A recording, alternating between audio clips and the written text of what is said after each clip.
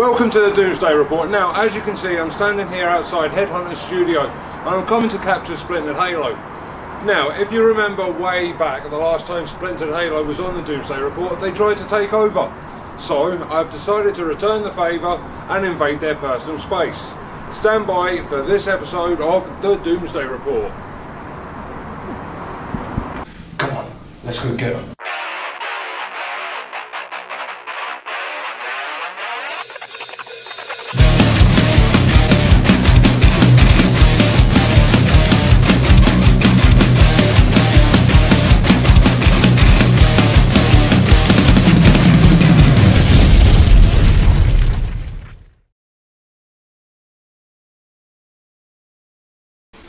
Welcome to the Doomsday Report. Now, as I said in the intro, I've come down to invade Splintered Halo's personal space. Now, how's it going, guys? Welcome back to the Doomsday Report. Hello. Now, the last time I saw you live, you was on a busy weekend. Yes. It was indeed at Ivory Blacks, and also in Edinburgh with Death in Gloria and Ward 16. Now, how do you feel that those two dates went? Because I know the Glasgow one was really hectic. That whole weekend was a bit hectic, so I guess we've all got personal lives. We've got a wee cat and she's quite sick, she's got cancer, and our meds weren't really agreeing with her, so she was for a really bad weekend, so we had to take her to the emergency vet through in Edinburgh, and we were still through there, I think it's 7 o'clock, and we were obviously meant to go on stage at like quarter to 8, so yeah, flying by the seat of our pants, trying to get into the gig in time, so we just, it was a bit of a blur to be honest, so I don't know, how did the gigs go? Well, I was at the Glasgow one and it was a fantastic show. I mean, you guys never ever disappoint, you know, it's always highly visual, and that's one of the things I thought went really well with this gig as a whole, because all of the bands were like, well, very visual. Yeah. Now, how did you feel when both nights were over, you was able to look back and reflect on what's happened? To be perfectly honest, I was kind of glad they were done, just because it was so stressful. Usually we really look forward to a gig, and the guys obviously all pulled together to make sure that the gig still happened. Yeah. But I was kind of glad it was done, and that's quite a rare thing for us to feel. I think everybody kind of felt the same, that we just pulled together as a group, made it happen, and yeah, glad they were done. But really enjoyed gigging again with Ward 16. It's good to think with them in Bolton. Yeah, 2016 we played with them down in Bolton, and that was, for me, that was the night that I realised that there was other bands like us, in terms of like, it blew my goddamn mind when we went on first for that gig, and then I had noticed other folk going about with like face paint and masks of very similar hours, and I was like, okay, cool, another like horror band kind of thing. And then Ward 16 went on, nothing like what they're like now, you know, like they were just, well, I was going to say a normal band, they still weren't normal, but like they went on, they were like mixing genres, ska, rock, like, you know, metal, all sorts of stuff, and it blew my mind. Then also playing that night was Footprints in the Custard, who were also pretty mental, wearing like mankinis and stuff, and like at one point there was a guy wearing like a pig mask and a police helmet with a big megaphone, and I was just like, what is going on? I was like, this is absolutely wacky. And that was the night for me, because I hadn't been in Splintered Halo for long, I think like a few months at that point, and that was the point for me when I realised that there was like an actual scene of bands like us. It wasn't just us, you know. I didn't think it was just us, but like, you know, that was that kind of thing where bands like Ward 16, Footprints in the Custard, us, and then like, you know, now as the years went on, that was a good 6 years ago now, those bands and us are all doing much better, and it was that was the night for me where I was like, that's cool. And then that like weekend there playing with Death in Glory and Ward 16 for me was like the culmination of that 6 years gap, that finally we were together again, and that was like amazing, you know. It was a really cool experience for me, and I think the rest of the guys as well. I think as well as that, it was like the first show for the band, you know, this year. It was kind of our sort of debut to 2022, and I think we wanted to just basically kind of like go for it, just basically make an impact, a good start.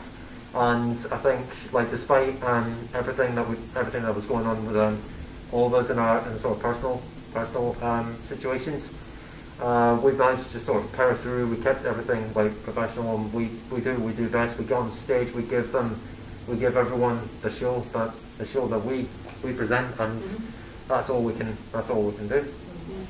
Well, I mean, it was an awesome show. Now, how did it feel playing alongside them again? Was you loving it? It was strange. It's obviously been a bit of a time gap, like Chris said. So I think it was interesting to see how they'd evolved, how we've evolved. Obviously, very, very different bands, concepts, but definitely from a visual point of view, I guess that's where we are quite similar. So I know it was good. And I think, like Dan on that said, it was good that as we as a band pulled together, no matter what's happening, like we have got each other's backs, and I think that's the most important thing. A brilliant team. Well, that's the good thing about being tight, I suppose. Is you can all rally together in tough times. I mean, we're good friends, kind of outside the band, so I think that makes a difference with going out. We go explore some spooky places together. I was actually want to speak to you about that. How's that project coming along? It's great actually. It's because Halo and sister band Hecate are really quite busy. We have got about 8 or 9 videos that are waiting to be edited. I've got one edited to go, but I just need you okay. So we've got plenty of material of us being scared, wimping out, not talking to dead folk. Using the spirit box. Yeah, not wimping out using the spirit box. What's this? Wimping out using a spirit box? Who's wimped out? Well, I always wimp out. As you know, if you've watched any of the videos, there's always a note. I know. But, we didn't actually wimp out. We went to a pretty spooky location. Yeah. So I've seen. Spent sort of 7 hours there, deep into the night, with quite a lot happening, quite a lot of jumps and screams. And although you'll see it, we're quite angry at her because we caught paranormal activity. The worst probably video evidence I think we've actually got of it. And who fucking turns the camera for no reason at all and misses it? No way. I think it was possessed. I literally watched my hands go. I went, that's really strange. I have no idea why I did that. And then we're watching back. We watched it back on the big screen on the projector, like, yes, oh my god, like, we have captured it, and she fucked it up. Sorry. Oh wow, man. You definitely deserve to sit in the corner. Now, it's been, what, 2-3 years since you tried taking over the Doomsday Report last time? Yeah. We did take over the Doomsday last time. You tried. I got it back. Now, what have you been up to since then? Because you just released My Dick Is Bigger Than Yours back then. We have released Hansel and Gretel, so we did that entirely by ourselves. That was a massively fun project. We learned loads of skills over lockdown, video editing skills. Still loads to learn. It's one of those things, like, I don't think you'll ever be done learning or figuring out how to make it better, but we recorded that whole thing by ourselves. We edited it. The song's exactly the same, recorded it. Jabberwocky edited it and stuff and mixed and mastered it, so it's entirely DIY from start to finish, no external help at all. The artwork was done by these two, joint effort, so that was really fun. And we're working on an album for both Halo and Hecate as well, and it's going to be entirely DIY, so it'll probably take us a wee bit longer than if we were paying for it, but we've got full control of the whole process.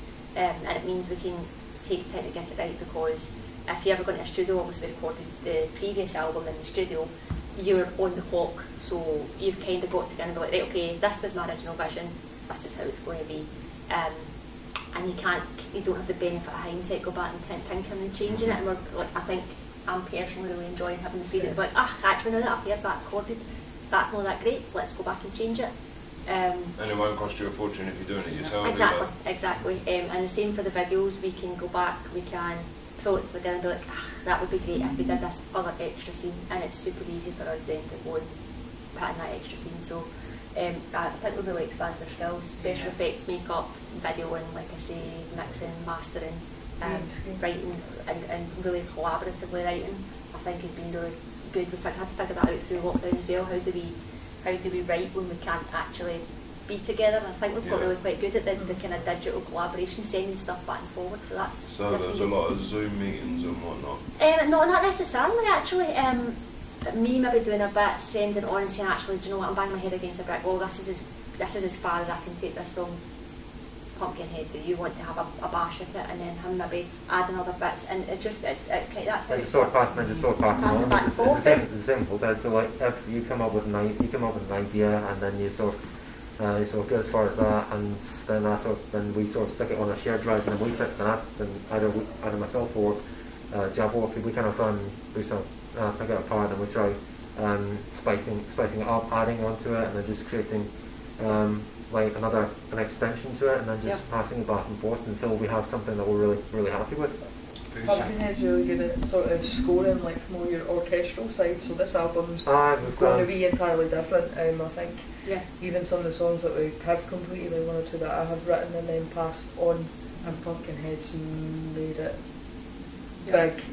I think we've got a lot of good, heavy, like awesome riffs on the go, and I think some parts of it are quite have got like potential for being like really sort of epic, dramatic. So it's I think there's a good demand for orchestral. Yeah. Sweet. Now, what I wanted to touch upon is your most recent video, Hansel and Gretel. Yes. Am I pronouncing it as Hansel and Gretel? Now, how long did that take you to record that? Because I noticed there was like day scenes and night scenes. Did you stay in the woods overnight? It was recorded over actually several months, because we were still in the middle of lockdown as well. So and obviously the rules were changing, so we were trying to comply with the rules. So sometimes we could get together, sometimes we couldn't. We filmed what we could. Quite a so big together anyway. Several days of daytime and nighttime, sort of took the scenes that we could achieve. Especially if it was just Hansel or Gretel, so me. That was a lot easier to get, but some of the band scenes had to wait. So it was filmed over a number of months, going back and forth to different locations as well. We're finally able to have like a kind of band weekend sleepover as well when the lockdown had kind of eased, and get those final few scenes. So that was really fun. A lot of kind of full days shooting as well, intense. Yeah. I think we went out in the woods at like 1 o'clock in the morning in the pitch black. That was scary. Normal. And what was for these? So these were, I don't even think they made it into the video. So this was one of them did. Did it? I was strobe. Oh, so it did. So we did the witch Strobin.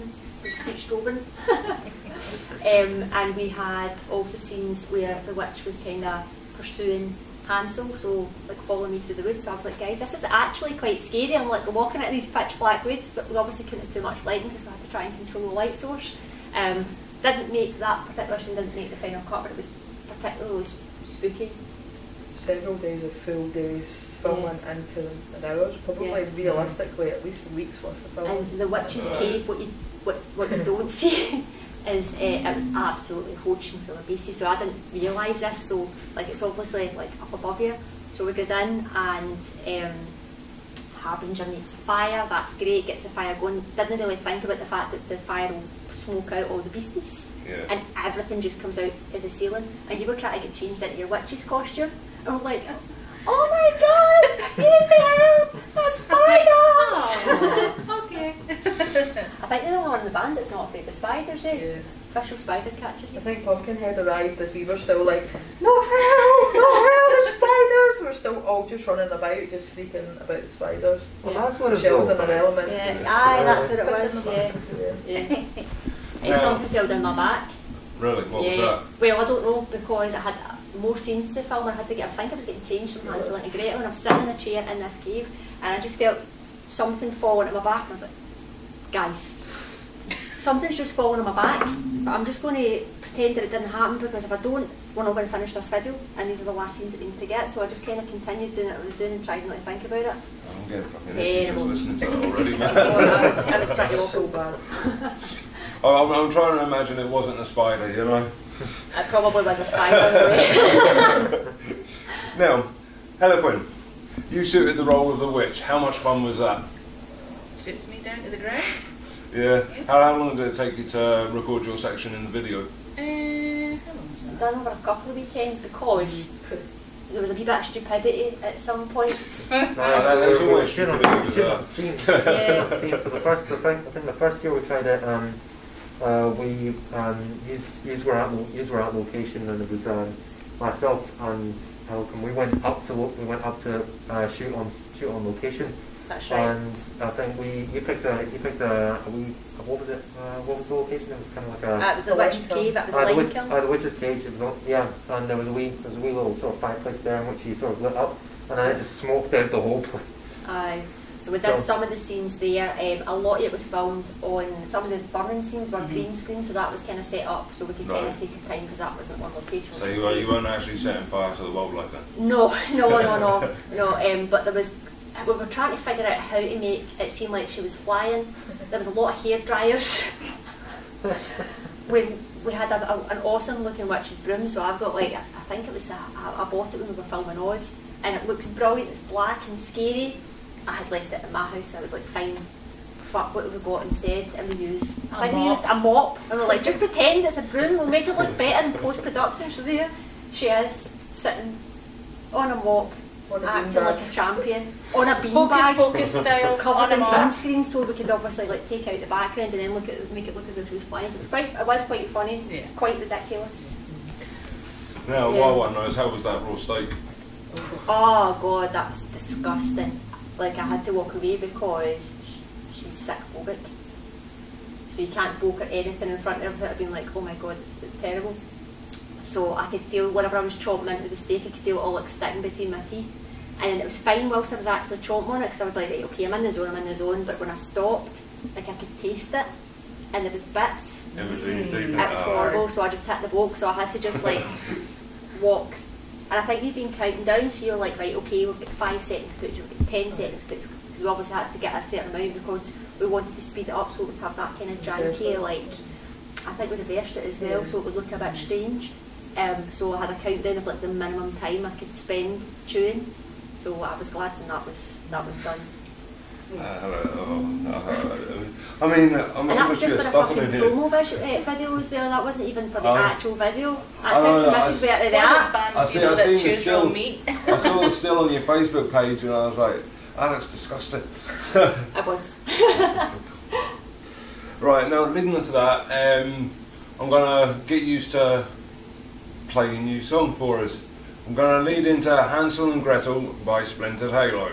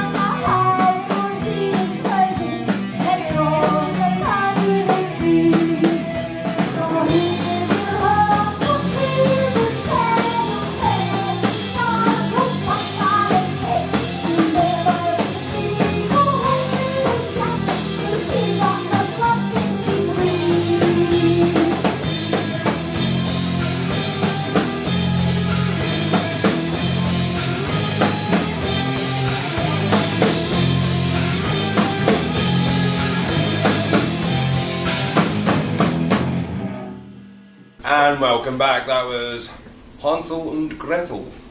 Right, now I want to touch upon one thing here, and that's the faceless ghoul at the moment. Why are you turned around, dude? I didn't know the interview was happening, so I didn't have my mask. Do you feel like a bit of a prat? Oh, I didn't until now. Awesome. Next up, you guys are playing the Breaking Bands Festival. Now that's one hell of a lineup. Although by the time this episode comes out, you would have already played it. Okay. Yeah. So, what is the thing that you're looking forward to most about that festival? Oh, I think because it's down south, the crowds are often like they're really friendly. Yeah. So they tend to like kind of mob you. You go off stage, so you like feel like a total rock star. Yes, love me. I think the fact that it's a festival as well, that's always fun. So we just played the Red Cross Festival that last weekend there. I think it's brilliant to get a chance to see other bands as well. Like everybody likes a festival, so I think we're looking forward to that festival format as well. And it's been a long time in the making. So we had this booked before lockdown. It was meant to have happened before lockdown, and that's it just happening. So it kept getting pushed back. So we have been building up to this for such a long time. So it's great that we're finally out there and it's finally happening. Road trip! And a road trip actually, guys. Yeah, I love a road trip. Yeah. Now you just touched upon the Red Cross Festival. Yeah. What was the best bit about that, and how many bands did you get the chance to check out?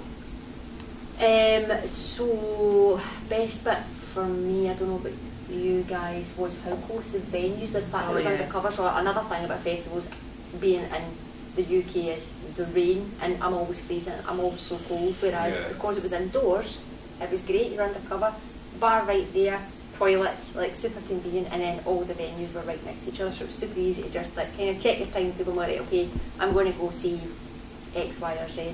I think Dog Tire for me always put on a super good show. They're so tight. And Raging Speedhorn.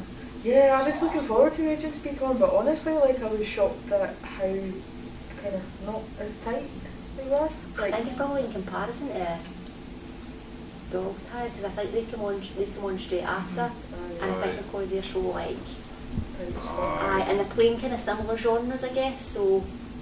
No, I completely disagree, because I loved Raging Speedhorn. I had an absolute great time watching them. I saw them like had a drink in me as well, so. Yeah, I saw them back in like 2014 or something, and like that, like I hadn't seen them since then, and I was just like, oh yeah, Raging Speedhorn are fucking class, you know, like.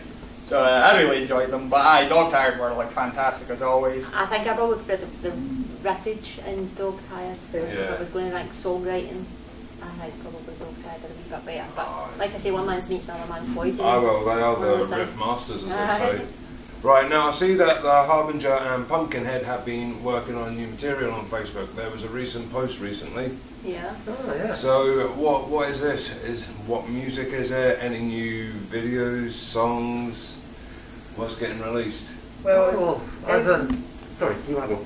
no, you go. Alright, I'll go. So yeah, like I was saying earlier on, we've been, I think from the start of this year, we've been in the process of basically making a huge like impact, planning out 2 separate albums. So like one album's for The Heart of Hecate, which we've had on our minds for a while. Quite a while. I mean, I think that kind of we started that up in about 2019, and I think what we want to do is we want to kind of lay down the album, get that absolute bang on, and then we just sort of go for the pure DJ Storm the Beaches once that came out. Again, and we're working on the album number 2 for Splintered Halo. So I think we've. Has that got a title yet? Any ideas? Halo? Can we share it? Yeah, you can share it. We have a title. Yeah, we do have a title. Yeah, have a title, but you don't want to share it. No. Because you know we're going to spoil the surprise and tell everybody else. You're right. You might. We definitely Where were will. you guys recording actually? We were. I think there was a Halo. There was one Halo song and one Hecate song. No, I think there was one Hecate and 2 Halo. I think that's what it was. Yeah. The last recording was just one Halo, one Hecate, so the multi-instrument there, I took the photos of our talented Pumpkinhead on many an instrument. That was for, we're recording both albums concurrently at the same time, because why not? Like, I've got a banging project planner to keep us all on track. Alright. Project planner. Yeah. Right, so when you use the pictures that I seen on Facebook of you with was it the Chanter? Yes. That's for Hecate. Halo. That is for Halo. That is for Halo. Well, it could be for both. It's, that particular song. That was for Halo. If you're digging for a bit of knowledge, I suppose we could tell you that's a Halo track. Right, okay. But because it was just a picture, I can't actually hear a picture, so. I'm just saying facts. Now, see the video for Oz. How long did that one take you to That was done in a day. Yeah, that was a mental day. That was mental. So we worked with a guy called Andrew Marshall who had, was it Skunk and Nancy had done a video for? He'd done a few videos. So he knew his stuff, very, very good. He did all the rendering. We booked a green screen facility to do all the kind of the stuff that you'll see. We were in like the Fantastical Land at Oz. You obviously pay for that kind of service. So and it was mostly his vision. So obviously I'd done my own costume and stuff, and so we had control of the costume, but it was very much his vision, and I'm absolutely delighted with how that turned out. But yeah, he's no part of the band, and it's more his vision. So I think that's why we're wanting to do this kind of DIY. It's money for a start, because you can get a lot more done when you're not having to pay loads of money for it. But also creative control. It was a good time of the band that we did it, because that was the beginning of 2017 that we were filming that, and we had released the album in October 2016 was when, November 2016 was when we released the album. So it had been out for a couple of months, and then we filmed the video, and then that came out a few months after. So time was of the essence, so we wouldn't have had time to do it all ourselves. Yeah. So that was also a fact. We were like, right, okay, the album's out, we want to get a video out there we go, full package, done. Awesome. Now, what are you planning aside from albums? Have you got more things for music videos? Yes. So. Can we tell them about the song that we want to do in the attic? I think we could. I'm telling them, I made my exec decision. The Grudge. The Grudge? The Grudge, yeah. So it's going to be on the album. We've got that written, so we've got drums recorded, so we're going to be doing guitars and stuff for it soon. But I have started storyboarding for that video. Really? Yeah, and I'm afraid of attics, and obviously, I don't know if you've seen The Grudge. The film. The film, aye. So there's going to be quite a lot of it shot in the attic. So. You see, when you first said the attic, I started thinking like the garage attic. No, like a literal attic. So it'd be spooky with cobwebs and everything. Yeah. And I'm scared of spiders and attics. And heights. And heights, I'm scared of heights, so like they're the three things. How are you going to manage it? The same way that I managed to keep my cool when the spider dropped down my back. We just don't tell her. You just pretend it's not happening. Get the spider catcher. Awesome. Now I'm gonna lead you into another song now. What song would you like to play for us? Why don't we do I Bathe in Blood? I Bathe in Blood by Splintered Halo. Check it out.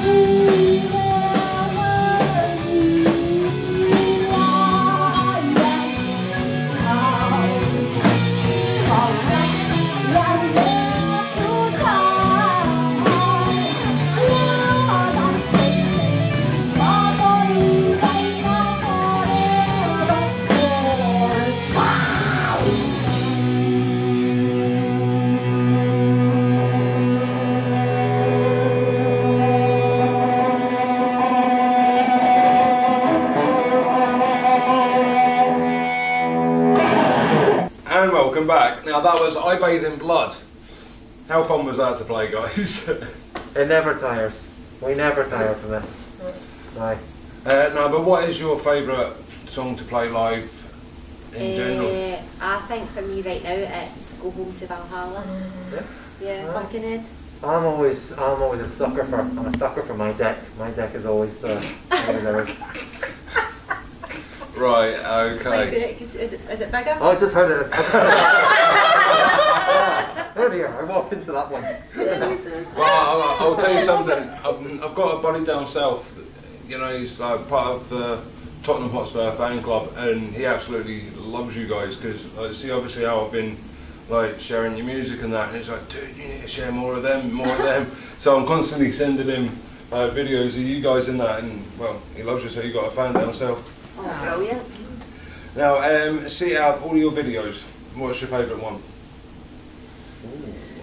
For me, I'd say it's my deck because it was so unusual to do something like that because it was lockdown. And it was really difficult because And I was in the we had like very little resources. We had to kind of just sort of learn on the spot. We had to basically think up on how to do it. We had to research strenuously, and we had to all do it from our own locations. Because it was right. I think it was right balls deep into lockdown, so we were all proper separate households. Yeah, I don't think I'd left the flat in like 3 weeks at that point.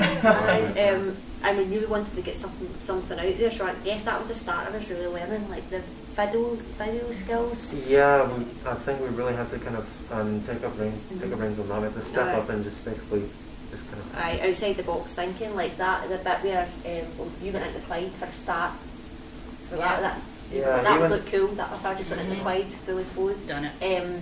The bits where I'm on the plank is in my back garden, and we've had to like try and film it upwards so that you weren't catching like the lampposts and stuff, which is a lot harder than you would think, like not to get lampposts and roofs in, so it was quite a lot of figuring out clever filming, because you can kind of make it work in any location, I think, if you're depending on how you shoot it.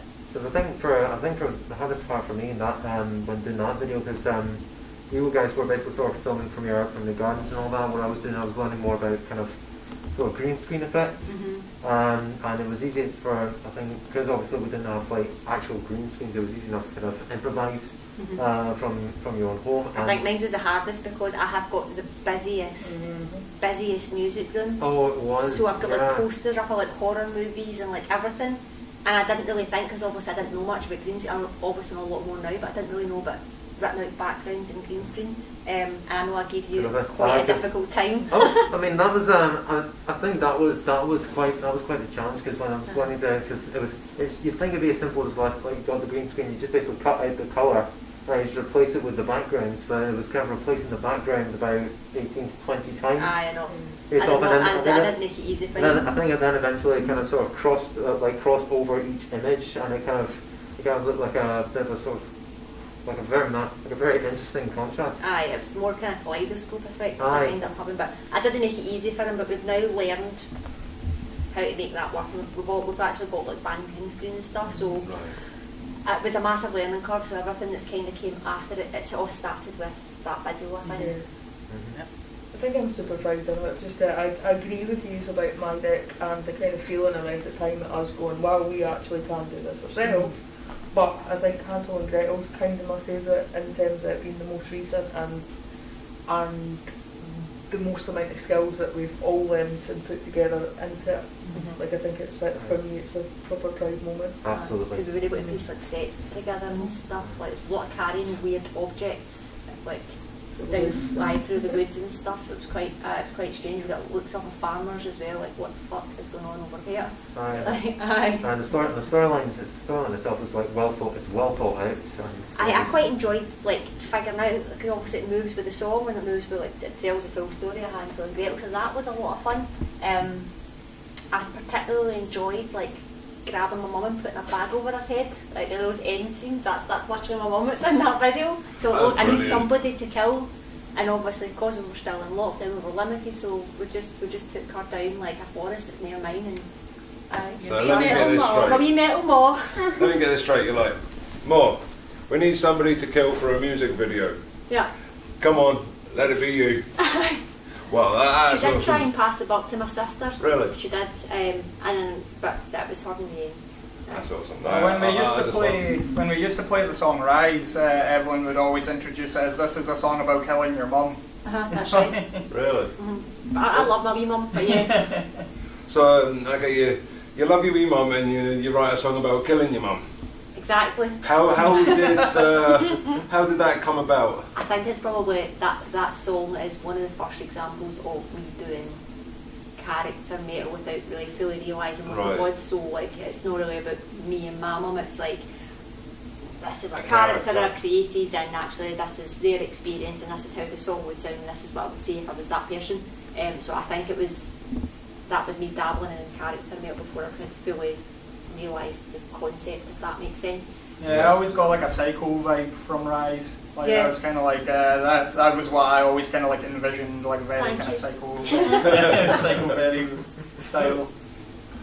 Now, what's your favourite part in that video? Was there any particular scenes you liked? And Hansel and Gretel.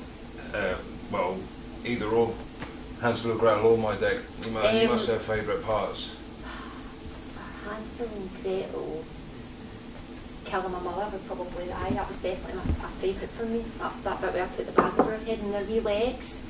Like her wee legs are doing all this and kicking. What about you guys? Being in the witch's cave. It's like my wee home. I know, stirring the wee pot. You did look freakily comfy there, by the way. Yeah. We could just have left you there. I know. With the spiders. Now, see with my deck video, what difficulties did you have to overcome, and how did you overcome them? Probably like Dan had a lot of problems trying to make it look piratey, so because particularly my parts were filmed in a very, very busy room.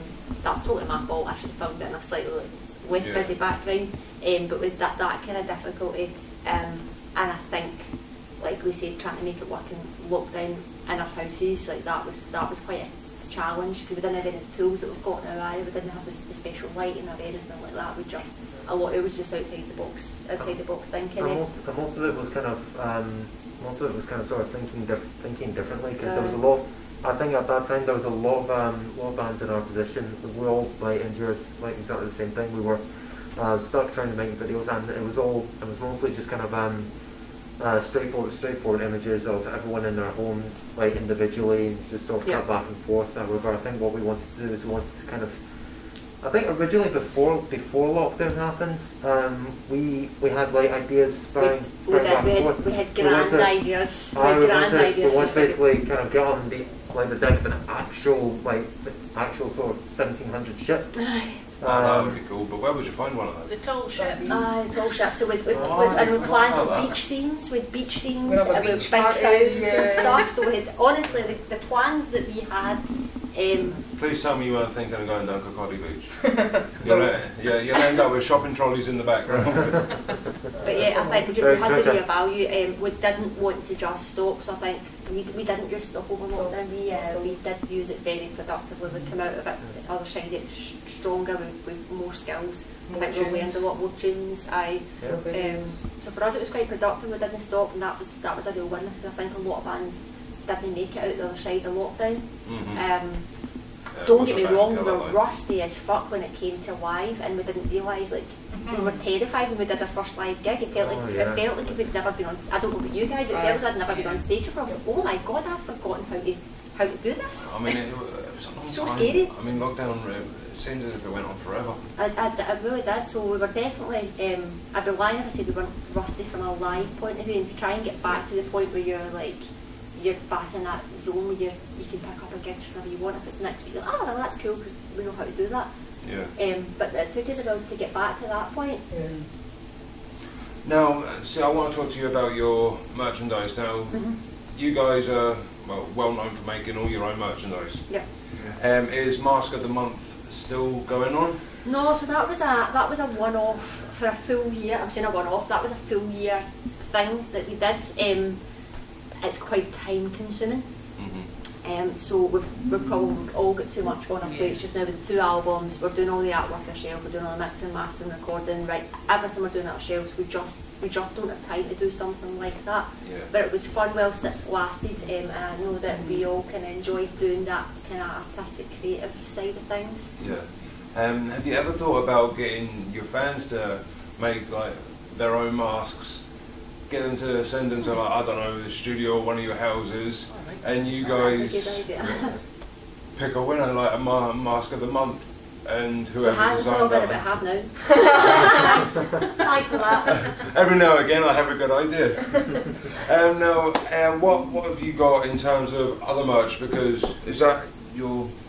No, this was actually a gift from a guy called Chris. He's one of our fans, and he bought us like a horror mugs. He actually speaking of art, he actually draws us like pictures. So he drew, I think the latest one he drew was Pelican, and he drew me a picture of Pennywise, which was really cool. Like it's awesome when somebody takes the time to do something as nice as that. That is great. Have you got any new things out there merch wise? Because you do have a lot of stuff. The most recent stuff we did was Hansel and Gretel. So we made Hansel and Gretel tote bags, stickers. What's a tote bag? You're such a man. It's a reusable canvas shopping bag. You're such a man as well. There's a bag. It's a bag that holds the stuff. Like a bag for life then? No, it's sexy. Posh bag for life. Right. Yeah, it's a fabric bag for life. Oh, right. With a nice wee picture on the side. That's awesome. There's a bag then. I think we've also seen, like, for new merch, we also got the like sort of patches you can put in the denim jackets. patches. Yep. So it's like a circular wee patch you sort of can sew on with your denim jackets, and it's just basically with the Halo mask on it, the logo. It's similar to just the Halo t-shirts, right? Yeah, that mask. Mentioning that, I've still to get a Halo t-shirt off you guys, so I'm gonna have to get a new. Trying to think, what size am I now? I think I'm a XXL now. I've lost a shirt size, so I need to get a new one off you. So you got much t-shirts left? No, we actually don't. I won't be getting one off you then. We're actually expecting to probably shift the last of the t-shirts this weekend, right. and then we'll order more. I don't think we'll order more of the original album t-shirts, so we don't. I think we've got, was it one of those we've got left? Did we sell the last one? One left of the original run of album t-shirts. I don't know if we'll reprint those, because our focus will be on, obviously, on the next album. Yeah, cannot wait. Cannot wait. That's brilliant. Well, I mean, what can I say, guys? Thank you for letting me come and invade your space like this. And at this point, I'm going to lead us into your final song, which is... My deck is bigger than yours. So she says. What can I say, guys? Thank you so much for spending time with us, letting us chat and that. And what can I say? I've been Esteban. This has been Splintered Halo. And this has been the Doomsday Report. Keep it metal.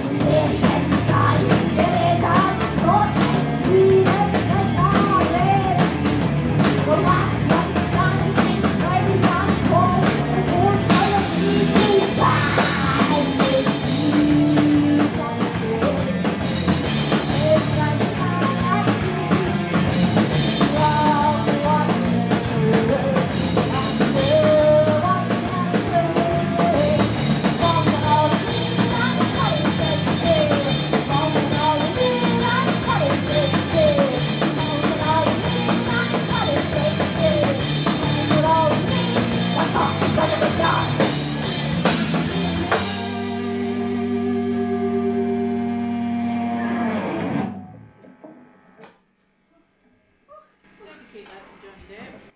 Nah, yeah.